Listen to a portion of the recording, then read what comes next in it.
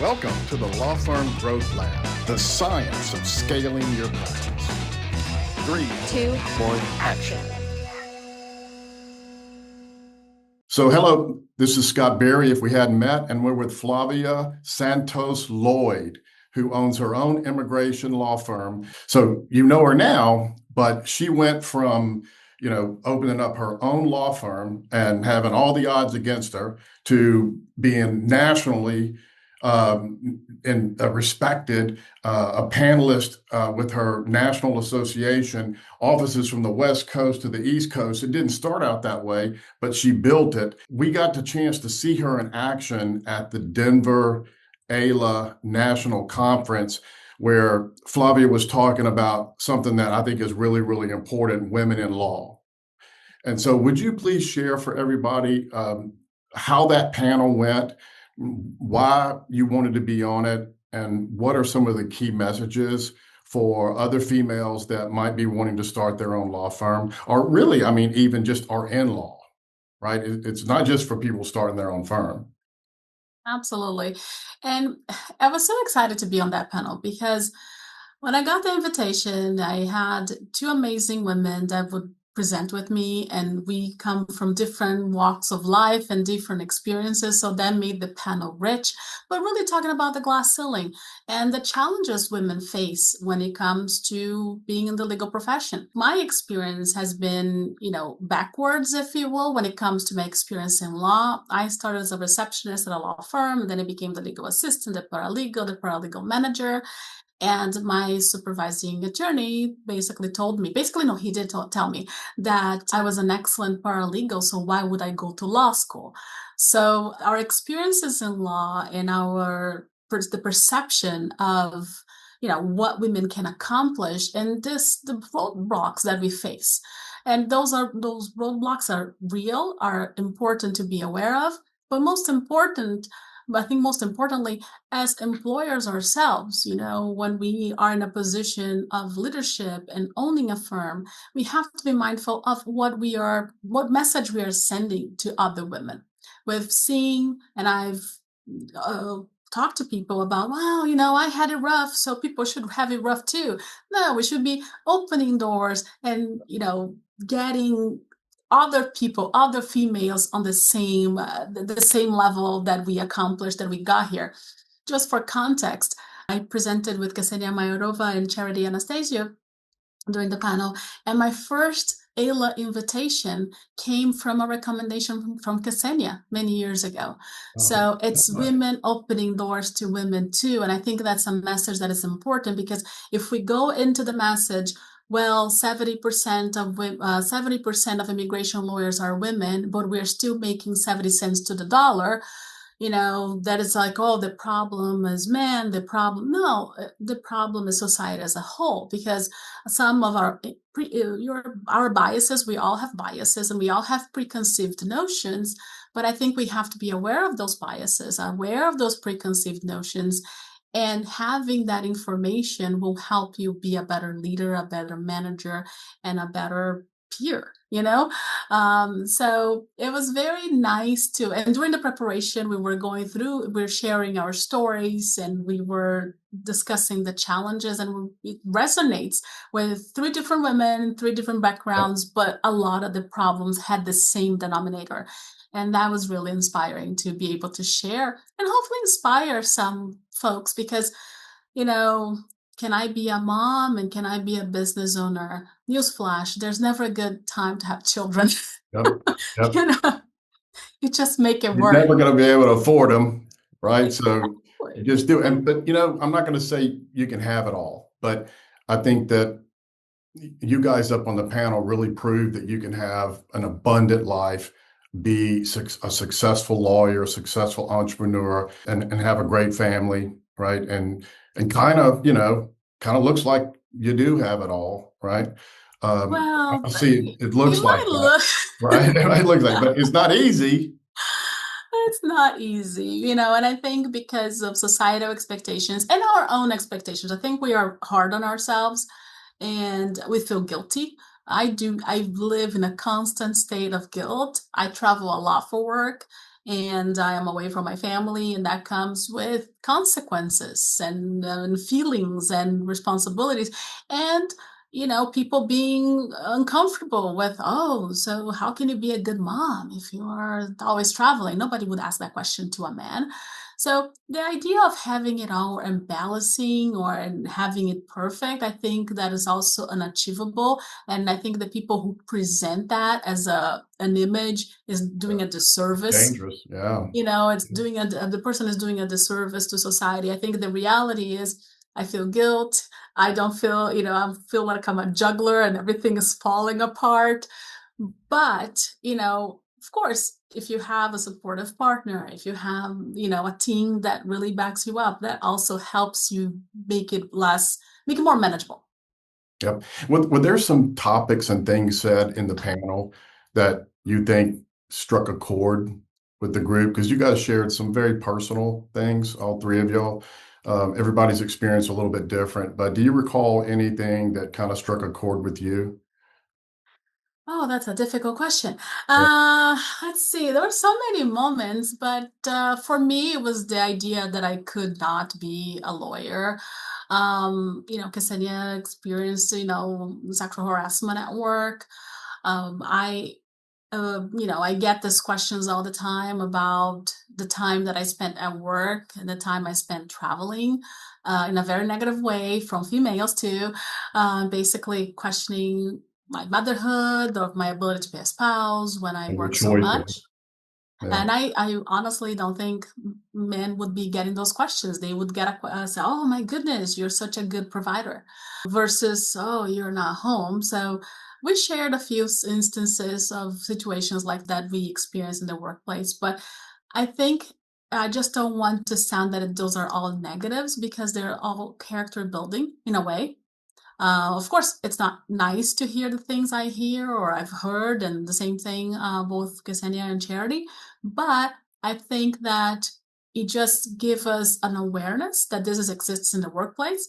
Yeah. And then, as leaders in our own firms or our departments or organizations, we are able to prevent that from happening again. Other problems will happen, Right. but we are on the lookout for the newer generation, for the younger folks who are coming in, and we want to provide a better environment, not this, negative mentality that we had to face. Yeah. I think So, this generation is going to face other challenges, with AI and other things. oh, there's going to be plenty, right? And especially There's going to be if plenty. you decide to build your own firm, oh, get ready for the challenges, right? Like, I mean, it's one thing to Exactly. work for another firm, but to start your own, now the challenges are just going to start piling up. So we don't need to make it worse for each other.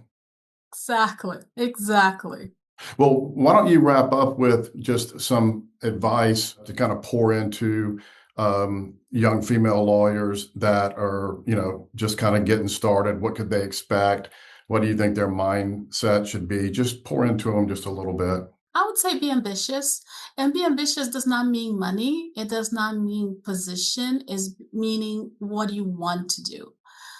Set yourself, okay, if I want to be the best nonprofit lawyer there will be, set yourself to something that you want to really accomplish. Doesn't matter which field of law.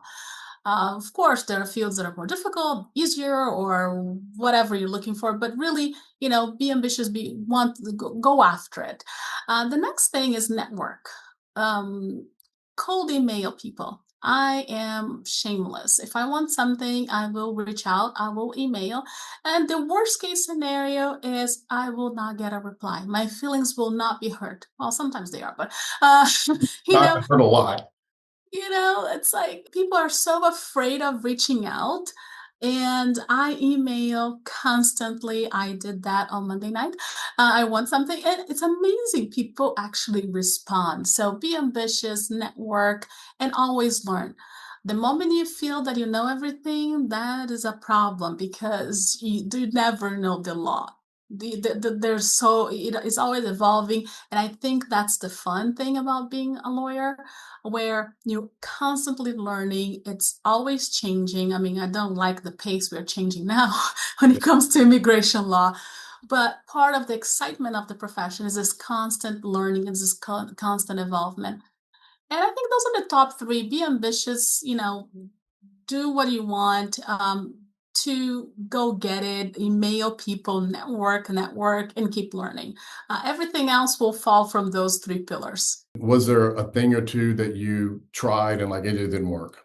Like it didn't work for you, like it works for other people, did not Okay. work for me, right?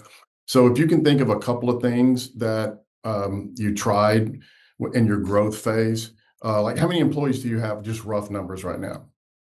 50, I reduced a little bit just to prepare for this administration. So we're, I think, at 55.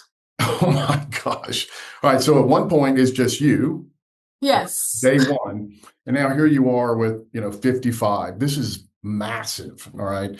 That is no small feat. When I opened the firm to work less. So that's a problem right there, right? There you Uh, go.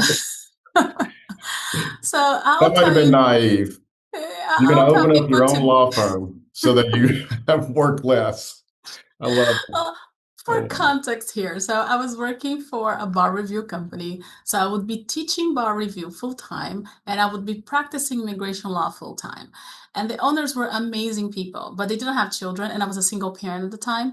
So I just could never see my son, and he was growing, and I knew he was going to go to college at some point. So I'm like, you know what? I am just going to step back, open my firm, do my own thing very calmly, very slowly, and actually have time to spend time with my son. So that was the reasoning behind opening the firm. I'm an accidental entrepreneur.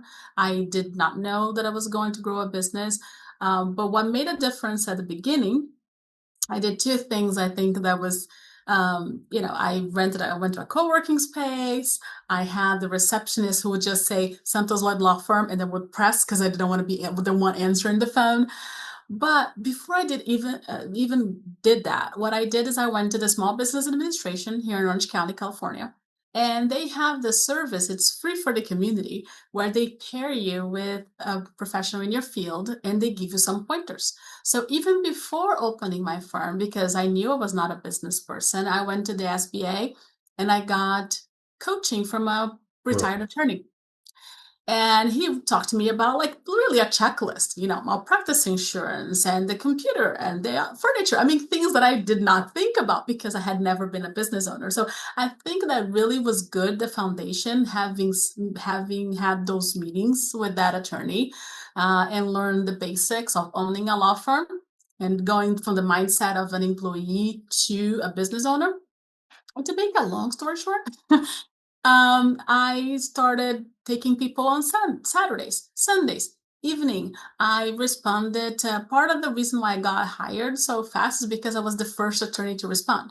People would reach That's out on Facebook. huge.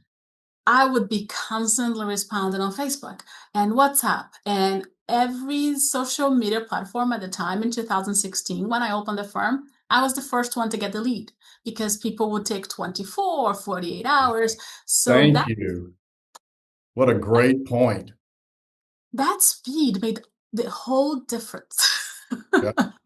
Speed the lead. I love that. All right, everybody listen. That's a big one. That was a big thing. And even then, now, where of course I'm busier, I have someone on Instagram full time checking the messages, responding so that we can keep that flow. Same thing, I have a person on WhatsApp so we can get those responses right away. Because, if a lead emails you and you take 48 hours to respond, you're Yeah. already sending a message right then and there. So I think the reason for growth, of course, good customer service, delivery of the services, because you can sell, but if you don't deliver, that just not, it's not sustainable.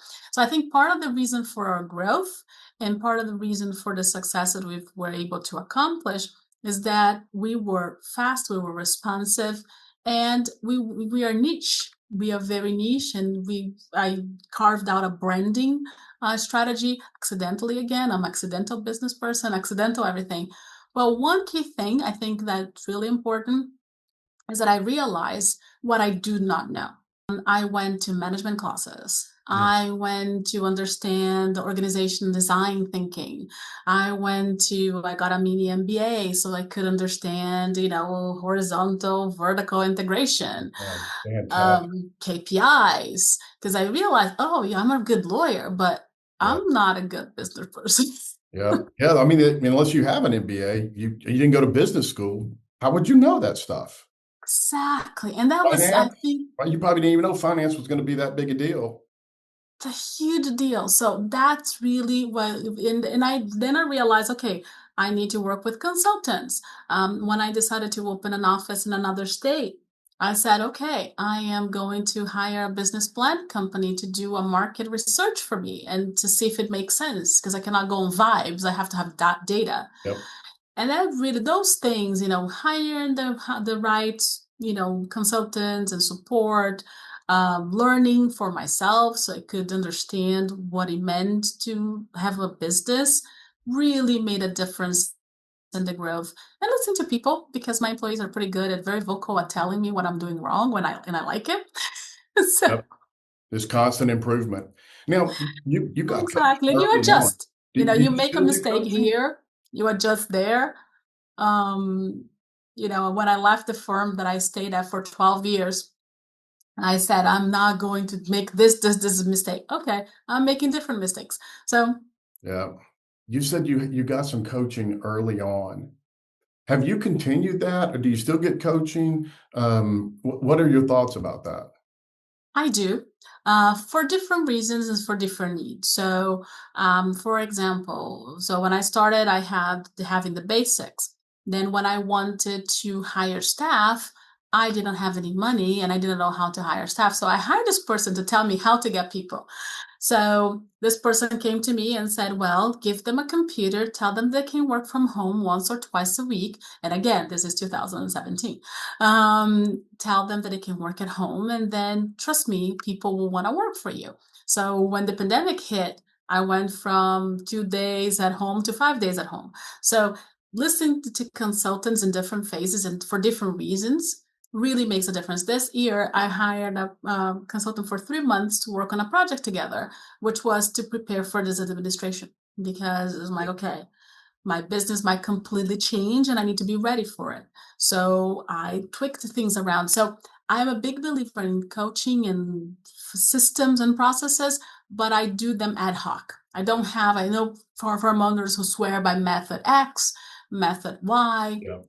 I prefer going through my needs of the day, of the month, or of the year and work with that particular consultant to tackle that particular problem.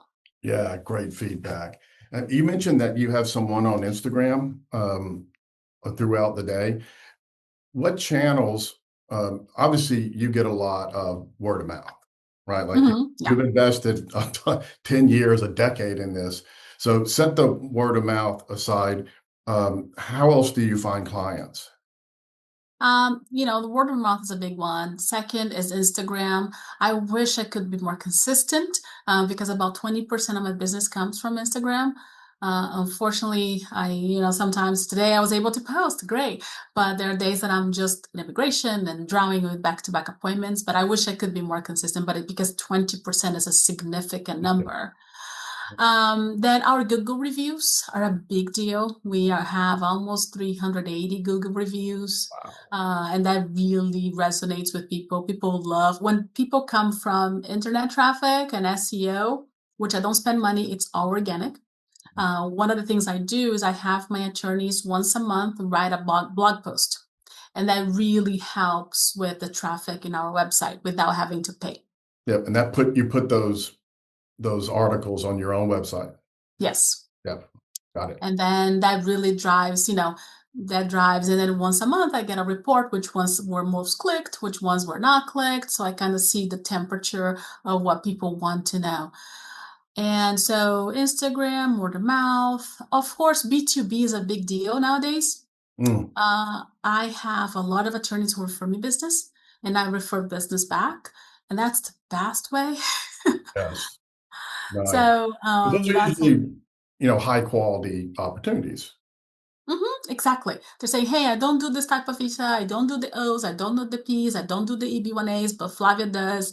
The good things that with attorneys, we can pay referral fees and everybody's happy, right? So I actually, for a business owner, pay above market referral fees. That's what I do. I get loyalty. Yeah. Some attorneys don't pay anything. Sometimes pay the minimum. I pay more than average, so that way I have that stream of B2B, which is really helpful. Yeah, So that's don't be huge. greedy. Yep, that's huge. You've created good channels, word of mouth, uh, B2B from other attorneys, social media. Have you ever tried TikTok or anything like that before? Videos? I would love to, but because I'm already always behind on Instagram, I always feel that I'm like You're already behind. behind. I'm like, oh my God, if I start another channel, it's like someone told me the other day, you should have a YouTube channel. And I'm like, I don't want to start something and not be able to maintain. Yeah, Um, and they just get and so, frustrated. so to me, the Instagram is already a full-time job. Oh yeah, yeah. I mean, it takes time to look like you didn't put any time into it. Like it's Exactly. off the cuff. Um, Yep. so let's see. You're on the East Coast now, right? You're in Florida. Yes, Where I are have a you? satellite office in Florida, in Orlando, but I do not have employees. What we do is rotate some employees. We go there, take clients, because I wanted to be careful with, uh, expending too much knowing the new administration. Yeah. You wake up every morning in this administration and you have no idea what they've done. Like it's not very predictable right now. I know you're big in AILA. They love you. Your contribution at the national conference was fantastic. What do you get out of that? Oh, it's community. It's the sense of community. It's the sense of learning, constant learning. And yes, I devote a lot of time to AILA. Now, as a Board of Governors member, I am in about 7 or 6 committees, and I devote a lot of my time. But I also do a lot of volunteer work outside of AILA too. I do the Thurgood Marshall Bar Association. I'm the chair of the Orange County Bar Association Immigration Chair. So I do Wow. like volunteer work, and I do a lot of it. So, Wow. but AILA is special because um, it's the learning, it's the camaraderie, it's the business. I got a lot of business out of it. But it's just knowing that you have a community behind your back, and I want to recruit as many law students and newer attorneys to AILA. It creates a standard to the profession. It creates not only it just makes us better professionals. And I think every immigration attorney should be a member of AILA. Even though, again, as I said, I just spoke at the Federal Bar Organization Association. I do a lot of other things, but AILA is my home. Thank you so much for visiting with us. You're absolutely one of my favorite. Love your personality. Love how professional you are, and you're an inspiration. From paralegal who, at the time nobody thought could become a lawyer to running one of the top law firms in the nation and super respected throughout the industry and AILA. And it's a privilege for you to just take the time to pour in to some of these young ladies, to encourage them to be ambitious and to network and go ahead and go hard and see what you can accomplish. Exactly. And I'll leave an invitation. Feel free to email me. I always like to meet people. And if I can tell them what not to do, because, we've been there, I think it's all about paying it forward. Yeah. So, what's your email? It's floyd@santoslloydlaw.com. I know it's a mouthful. Again, floyd@santoslloydlaw.com. So my Instagram is Santos Lloyd Law. My WhatsApp is 949-529-2419, and our office number is 949-316-0078. Thank you very much. And if you need an immigration attorney, um, you can't do any better than Flavia. Thank you so much, Scott. It was a pleasure.